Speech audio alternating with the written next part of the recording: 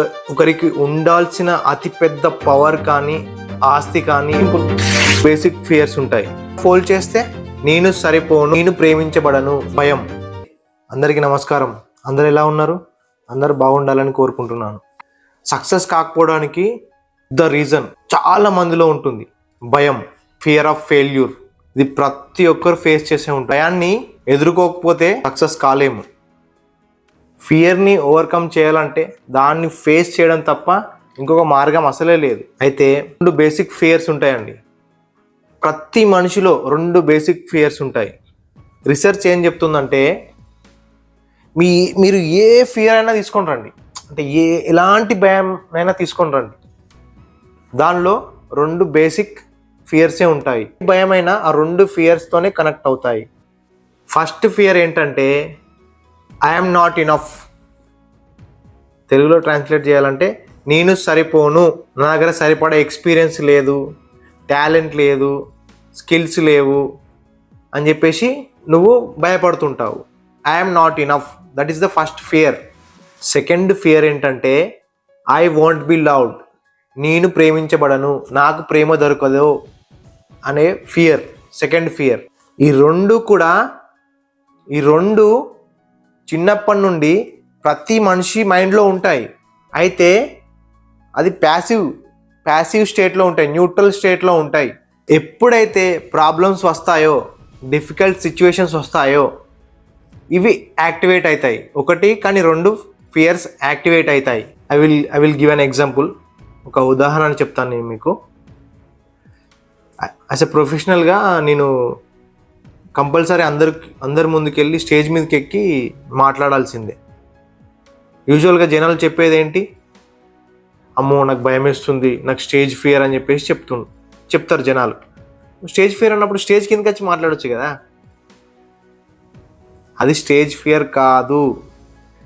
మనం చెప్పే మాటలు జనాలకు నచ్చవేమో, ఐ వాంట్ బి లవ్డ్, నేను ప్రేమించబడనేమో, నేను చెప్పేది వాళ్ళకి నచ్చదేమో అని చెప్పేసి భయపడడం. That is the fear, main fear which I said. Second fear I want be loved.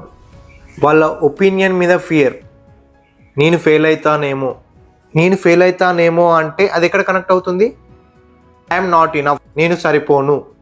ఇంకొంచెం డీప్కి వెళ్తే అది ఎక్కడ కనెక్ట్ అవుతుంది? I'm not enough, I'm a failure, they want love me. కథం, close. I'm not enough, I want be loved. ఈ 2 ప్రతి human బీయింగ్లో ఉంటాయి. దాన్ని ఎలా హ్యాండిల్ చేయాలో నేర్చుకోవాలి. ఫియర్ పోవాలంటే ఫస్ట్ నీ పైన నీకు నమ్మకం ఉండాలి. అర్థమవుతుందా సార్? మీకు ఒక ప్రాక్టికల్ ఎగ్జాంపుల్ చూపిస్తాను. ఇది ఒక నార్మల్ పేపర్. దీన్ని చింపాలంటే చాలా సింపుల్, ఇలా అంటే చినిగిపోతుంది. కానీ దీన్ని ఫోల్డ్ చేసుకుంటూ వెళ్తే ఇప్పుడు చింపండి, చినుగుతుందా? చినగదు. ఇంకా ఫోల్డ్ చేస్తే ఇప్పుడు చినుగుతుందా? ఇప్పుడు కత్తెర కావాలి, అస్సలే చినగదు.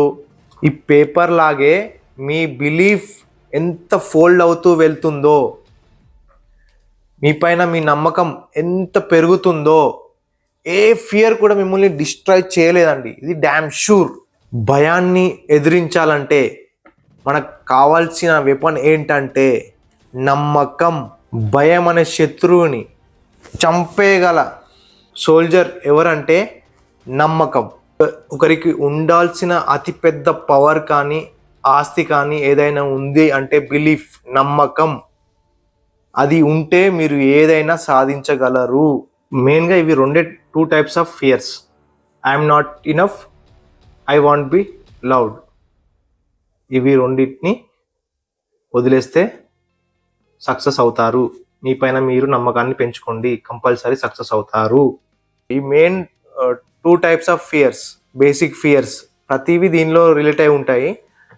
ప్రతి ఒక్కరు మీరు ఏదన్నా భయము ఏదో ఫియర్ వచ్చినప్పుడు కంగారు పడొద్దు. ఫస్ట్ అంటే నేను